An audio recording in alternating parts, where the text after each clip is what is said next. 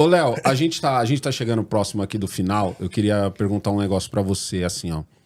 Você, professor universitário, você vê futuro pro Brasil? E se você vê, o que deveria acontecer? Porque, ó, vou te falar, eu sempre fui um cara muito otimista. Até exagerado no meu otimismo, assim. Mas depois que eu conheci rico anti-horário... Que é o que mais não tem. rico anti-horário, É o que mas mais tem. o rico lulista, mas que eu sempre achei que esse cara existia porque ele tinha ligação da empresa dele com o Estado. Não, ele não tem.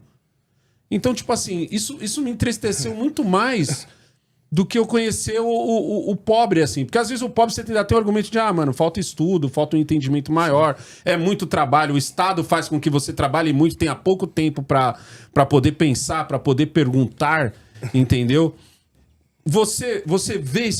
Hoje em dia eu sou o cara que falo pros moleques, falo, mano, estuda inglês, se forma, estuda Sai inglês, daqui. sai daqui, velho. Tipo, Mas sabe o que é pior? não entra como ilegal. Eu sempre falo, mano, entra pela porta da frente. Mochilão, tal, vai conhecer pra você poder... Mas Entendeu? está tendo uma tendência mundial de aumento do Estado. De você cobrar mais impostos das pessoas, de você deixar as pessoas com menos poder de compra. Essa tendência é mundial. Isso está acontecendo nos Estados Unidos, na Califórnia. Você vê os preços na Califórnia subiram absurdamente. Lá, claro que você tem essa questão de estadual, né? Certo. Você tem mas isso está acontecendo no Canadá. As pessoas estão reclamando pra caramba no Canadá e alguns países da Europa. Né? Então isso tá uma tendência mundial de você tirar o trabalho, você roubar o trabalho das pessoas e para sustentar uma casta. A gente tem uma casta. Cara, o que tem no mundo de organização? E organização eu falo como OMS, como ONU. Para que servem essas organizações de fato? O que você vê essas organizações fazendo? Uma OMS está servindo para alguma coisa? De fato?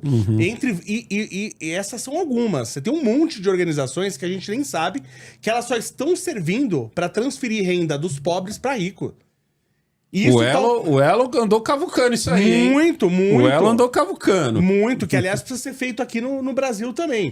Então, se a gente não tiver um trabalho forte de desburocratização, porque não é só a questão que o Brasil é caro, que para você empreender é caro. É difícil. É tanta regra que você não consegue passar pela barreira das regras. E se você passa, você não consegue se especializar no seu próprio produto. Eu tenho que me especializar em burocracia estatal, em vez de me especializar num produto. Só que a gente passou por uma época de piora do ensino. Isso em escola pública nem se fala, mas na escola particular também.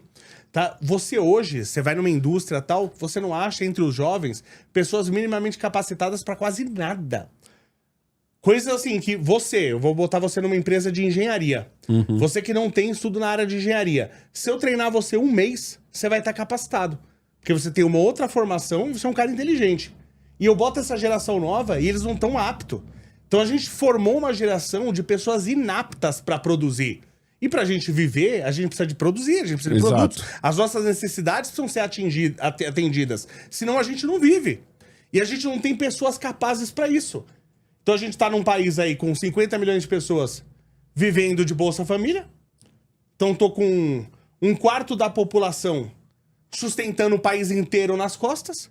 Sem contar o custo disso, eu tenho a burocracia que é absurdamente alta. Então se a gente não criar um sistema, a gente vai ter que diminuir. E eu acho muito curioso a pressão que o Brasil impõe sobre o brasileiro. Você viu o que está acontecendo nos Estados Unidos agora com o Donald Trump. O Donald Trump, ele tá agindo como se como se os Estados Unidos fosse um país pobre de terceiro mundo.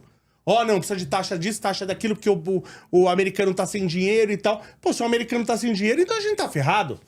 Então ele tá tratando agora o próprio país como se fosse um país pobre. Vamos tirar as amarras, vamos cobrar dos outros para esse país crescer. Acho errado o que ele tá fazendo. E o Brasil trata o brasileiro como se fosse um europeu. Então você pega que a fiscalização ambiental é mais rígida do que de muitos países da Europa. Então você não consegue fazer nada, você não consegue construir, você não consegue abrir uma indústria, você não consegue produzir para ter concorrência, para o custo diminuir. Então como é que você vai crescer com um país se eu não tenho gente qualificada para trabalhar? E quem está qualificado não consegue passar pelas barreiras estatais. Mas você vê mudança? Eu acho que via eleitoral a gente pode ter mudança. Eu acho que tá vindo uma geração que você lembra você é da mesma época que eu. Você lembra da época que as pessoas... Olha a estupidez que era você ser um fiscal do Sarney. Você fiscaliza... Você lembra que as pessoas se orgulhavam de ser fiscal do Sarney? Então, esse tipo de idiota tá morrendo. Pra quem não sabe o que significa, o governo que tinha uma inflação gigantesca botou a culpa nos comerciantes, no empresário. O fiscal do Sarney foi o jeito...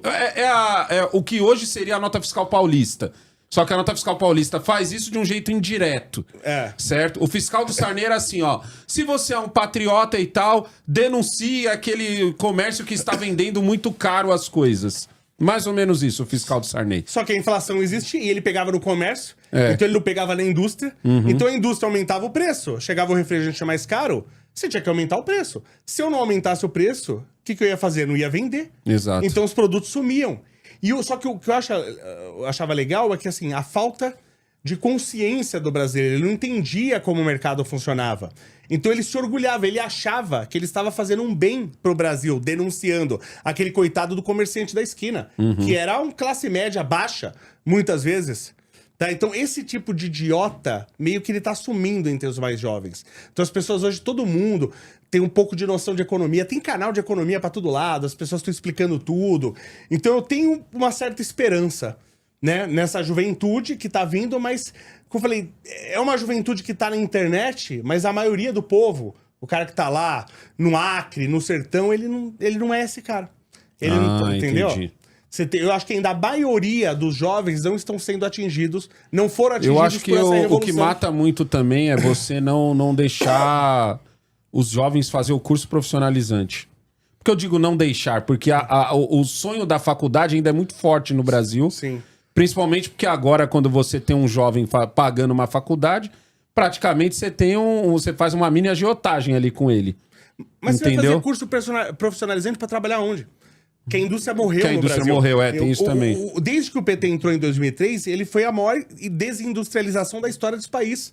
Então você acabou com a indústria. Então é um dos motivos que as pessoas não querem também nem fazer faculdade, porque ela vai fazer faculdade para trabalhar onde? Para trabalhar onde? Você entendeu? Então você tem hoje ainda vaga em banco, que meio mundo quer trabalhar em banco, mas a gente vai viver todo mundo de banco. Mas banco tá fechando cada dia mais, né? E outra agências estão acabando. É preciso produzir, a gente precisa produzir. Pra gente viver, as nossas necessidades básicas precisam ser saciadas. Que é o que o Trump tá fazendo lá, né? Errado, na minha opinião, né? Mas tá fazendo. Por que você não concorda com ele? Não, porque no final das contas, ele aumentando imposto para produtos que vinham mais barato, ele vai gerar uma inflação, não tem como. Ah, tá, certo. Né? Então ele vai gerar uma inflação que eu entendo que ele está tentando controlar, aumentando a eficiência do Estado. Eu acho que não vai ser suficiente, porque eu nunca vi a eficiência do Estado aumentar nessa proporção que ele teria que aumentar. E porque o Estado deles não é tão caro quanto o nosso.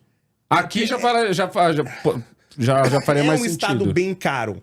Só que ainda é caro, por exemplo, a parte de militar. É absurdamente caro, tá. Você entendeu? Inclusive... É que o nosso é caro porque o nosso vai pro bolso. O nosso é desvio. O nosso Mas desvio. o dele, por exemplo, o gasto militar é absurdo. Inclusive o gasto, por causa do Barack Obama, e nem acho tão errado, mas o gasto também com saúde é absurdo. Eu vi um dado, eu posso estar falando uma besteira que é absurda, então levantem esse dado. Mas, se eu não me engano, o gasto só com saúde dos Estados Unidos é uma coisa assim, é 1/3 do PIB brasileiro, uma coisa assim. Entendeu? Então eles têm gastos fortes. Só que a gente tem essa margem da ineficiência estatal pra trabalhar, né? O Estado... Mas, de qualquer forma, é bom garantir o visto. É bom garantir o visto. É bom entrar no inglês e garantir o visto. Graças a Deus, já nasci com o meu, então eu tô tranquilo.